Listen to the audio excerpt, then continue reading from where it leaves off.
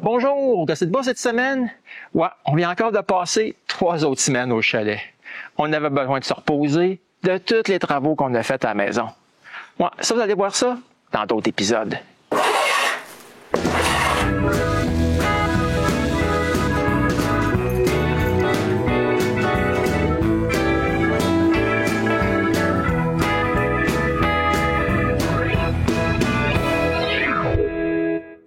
Notre séjour commence quand on est arrivé au chalet.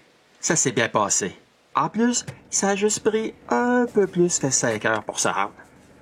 Comme à chaque fois, il faut vider le camion. Les premières choses seront pas mal de nourriture pour nos 3 semaines de vacances.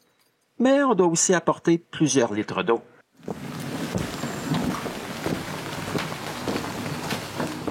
Pour nous amuser, j'ai surtout pas oublié d'apporter plusieurs poches de ciment. En fait, on en a apporté 5. Mais on n'est pas sûr qu'on va les utiliser. Elles sont juste là au cas. Le jour après notre arrivée, c'est passé à faire des menus travaux autour du chalet. Ramoner la cheminée et remplacer la vitre que notre fils avait brisée quand il est venu avec nous en baie. Disons que c'était pas une grosse affaire. J'enlève les moulures et je place la vitre que j'avais déjà coupée à la maison. Il faut aussi essayer de remettre le quai droit. Si René se battrait pas autant avec les bouches, on pourrait voir que les poteaux sont pas à la même hauteur. On peut bien mieux le voir avec le niveau. C'est donc le temps de sortir la masse et de replanter le poteau.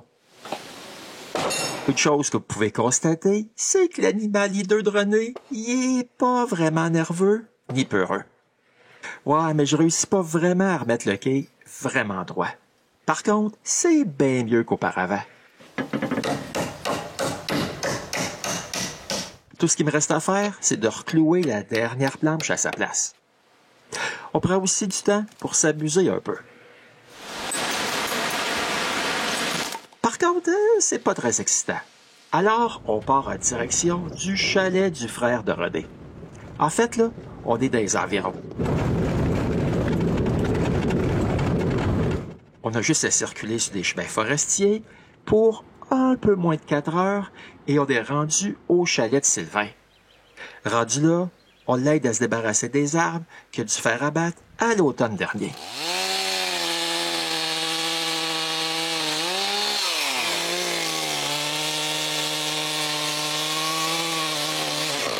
J'ai apporté ma grosse scie à chaîne et je coupe des troncs.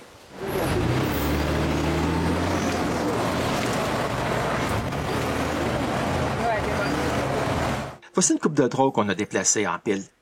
On a laissé les plus gros sur place. Il y en a encore plein d'autres ici et là.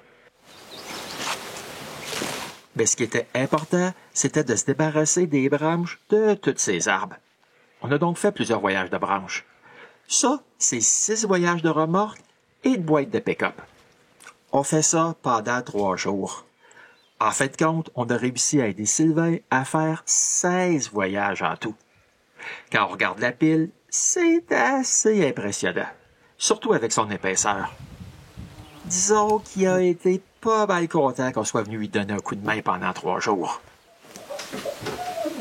Mais il fallait quand même revenir au chalet pour faire un peu de ménage. Ouais, on peut pas quand même juste s'amuser. Pendant que René lave d'autres fenêtres, moi, je démonte celle qui a une vitre brisée. J'arrache tous les clous des moulures et je suis capable d'enlever la vitre. La voici. On va la remplacer par celle-ci qu'on a apportée avec nous. Le plus dur était fait. Remettre la nouvelle vitre en place a été pas mal plus facile. Mais comme j'avais ramené la cheminée, on s'est dit que ça serait aussi intelligent de ramener les tuyaux de métal et de laver autour du poêle. J'en profite aussi pour mettre une ligne de scellant là où il en fallait après avoir installé le plancher de bois franc l'autre fois. Mais vous en faites pas. La chose là a jamais été des jambes. C'est vraiment inutile cet animal. Après quelques jours à couper du bois et jouer dans la suie, on a dû faire du lavage. Pour ça, comme d'habitude, on utilise notre vieille laveuse des années 40. C'est quand il faut transporter de l'eau avec des seaux qu'on s'aperçoit combien d'eau ça prenait pour faire fonctionner ces vieilles machines-là. Maintenant, tout ce qu'il nous reste à faire, c'est d'attendre 20 minutes. C'est donc le moment idéal pour laver notre vaisselle. Vider ces vieilles machines-là, c'est pas vraiment technologique. Il suffit de baisser le tuyau de vidange plus bas que le réservoir. Ensuite, on fait un essorage de notre linge et je remplis encore le réservoir. René remet le linge dans la laveuse et il faut attendre un autre 15 minutes de brassage pour rincer notre linge. Ensuite, c'est une autre séance d'essorage. Faire la lessive au chalet nous fait vraiment apprécier notre laveuse moderne à la maison. Tout ce qui reste à faire, c'est d'étendre le linge à la corde pour qu'il puisse sécher. Mais on a un certain problème. On aura besoin de ces 3 madriers pour faire des travaux futurs. Mais ils sont les derniers dans notre pile de bois.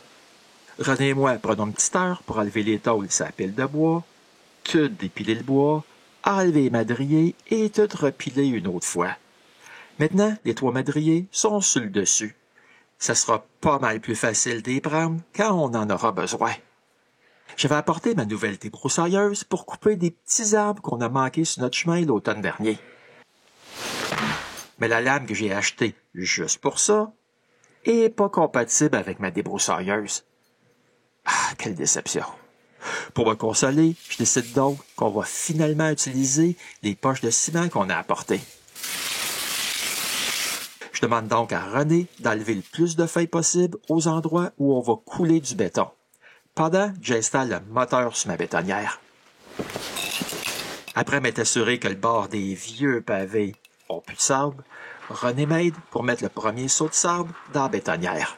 Ouais, j'ai besoin d'aide parce que le sable y est gorgé d'eau. Comme à l'habitude, René s'occupe du ciment et de l'eau, et moi du sable et des roches.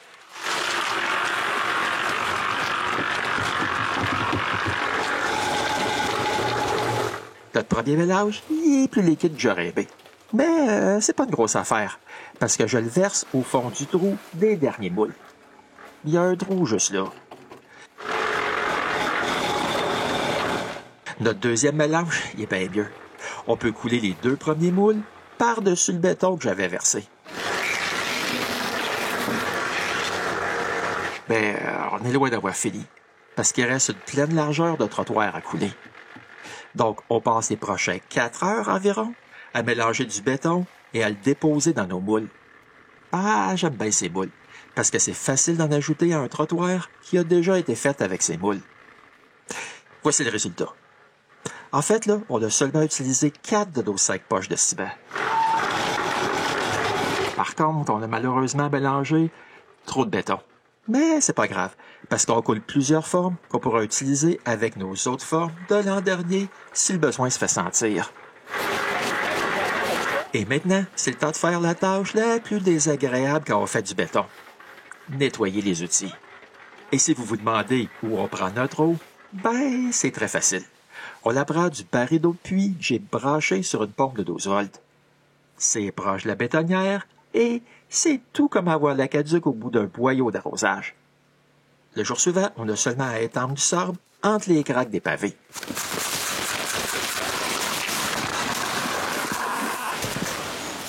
Disons que c'est pas aussi épuisant que de faire du béton et surtout, bien plus rapide.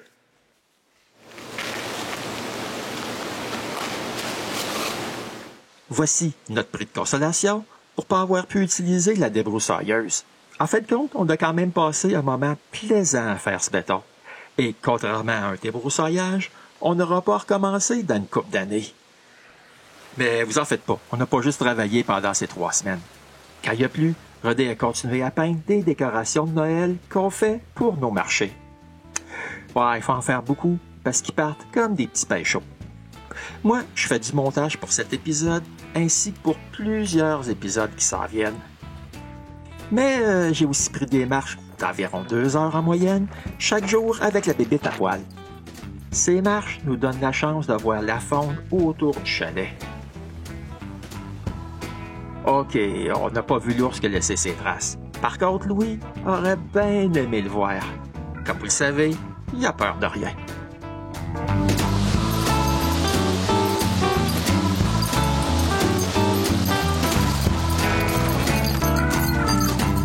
Quand on voyait pas la faune, on avait quand même la joie de voir des paysages qu'on voit pas quand on prend nos marches à la piste cyclable derrière chez moi.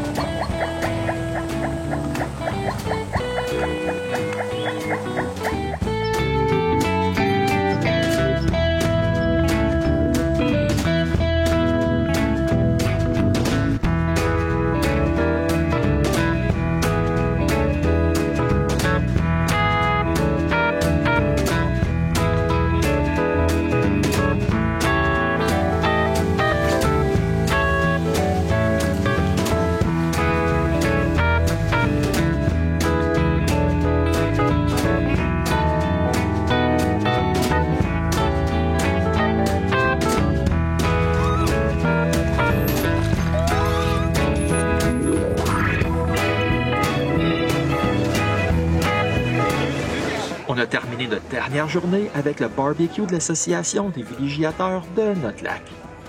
Ça a été une fin de séjour magnifique. On a bien hâte de revenir prendre de l'air pur d'ici. Mais d'ici là, j'aurai d'autres épisodes qui se passent dans mon atelier et vous pourrez les voir au Gosseux de bois.